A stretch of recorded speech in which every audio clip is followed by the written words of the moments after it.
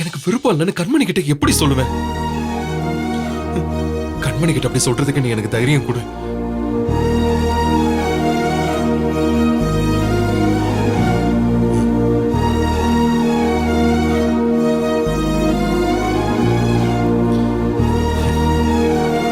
என் அம்மாக்கு மூளைய வேலை செய்ய மாட்டேங்குது. யாரை கேட்டு இப்படி எல்லாம் அலங்காரம் பண்ணிருக்காங்க? என் மனசுல இருந்து பூமி நினைப்பு போகவே இல்லை. அதுக்குள்ள இப்படி